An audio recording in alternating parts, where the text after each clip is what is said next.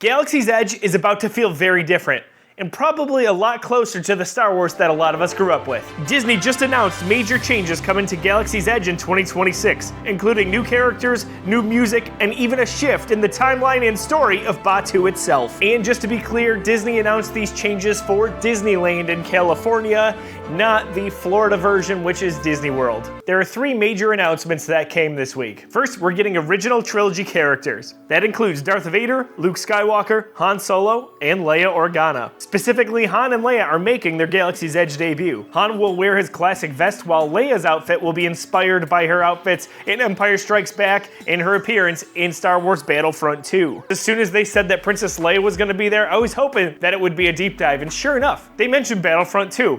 Amazing. They're really listening, folks. We'll continue to see a rotation on existing characters that includes Rey, R2-D2, Ahsoka Tano, and of course Chewbacca. Additionally, Din Djarin and Grogu will likely become more visible, as their movie is coming in May alongside a brand new mission on Smuggler's Run. The second announcement is we are getting new looks at familiar locations. First Order Cargo gets the biggest change. This is the shop near Kylo Ren's TIE Echelon, where we previously only saw First Order and Imperial gear. Now in the announcement, they tried to say that this was really a classic Imperial TIE fighter, but come on, Disney.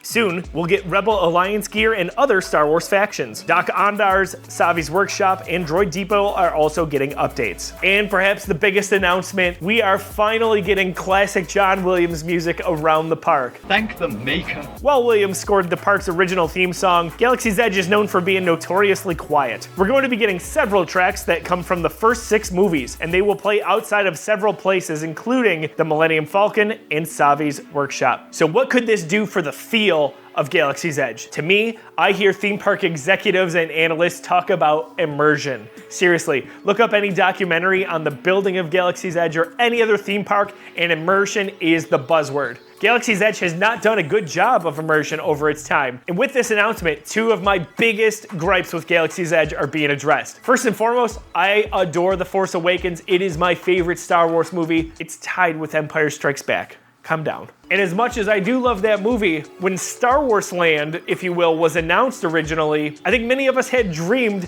of going and visiting and seeing Han and Luke and Leia and Darth Vader. I'm not suggesting they get rid of Kylo Ren and Rey and so on and so forth. I love those characters. But how silly for Disney to own this property and not start with those characters. Second of all, you want to talk immersion? In most corners of Galaxy's Edge, there's no music playing, and I understand why they went for that approach, but I gotta say, it's wrong. Playing classic John Williams music around Galaxy's Edge is going to go so far for this. Imagine a world where we hear Duel of the Fates or Battle of the Heroes. So what's the overall impact to Galaxy's Edge? For me, there's 5 takeaways. First off, we could potentially get a really cool new version of the Savi's Workshop story. Because this new storyline or timeline will be set closer to the events of Return of the Jedi and the Mandalorian and Grogu movie, imagine what that would look like. We don't know about Rey or Kylo Ren yet. We know that Luke Skywalker is a budding hero at this point. Second of all, character meet and greets. I think that's obvious. Now you're going to be able to get photos with Princess Leia and Han Solo. This is where you're going to really bring in probably the long time and maybe older Star Wars fans. Third, Easter eggs and Doc Ondar's. Doc Ondar's is a really cool place, but there's a lot of generic looking stuff in there. Let's see what it looks like if we had stuff from way back in the Clone Wars,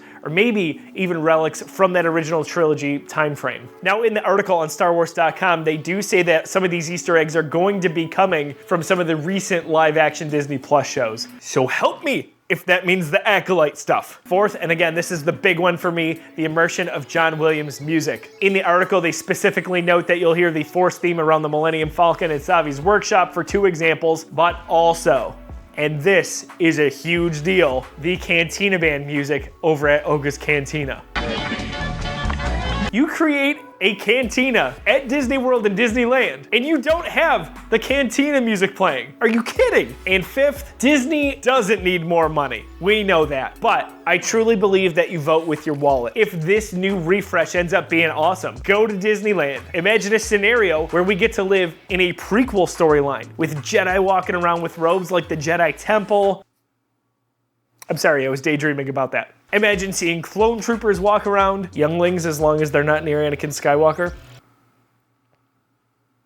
But for real, this opens up a lot of possibilities down the road, and I'm really excited for it. If you're obsessed with Galaxy's Edge like me and want more breakdowns, travel tips, and lightsaber content, subscribe to Lightsaber Life. If you want to see me do everything at Galaxy's Edge in one day, check out that video right there.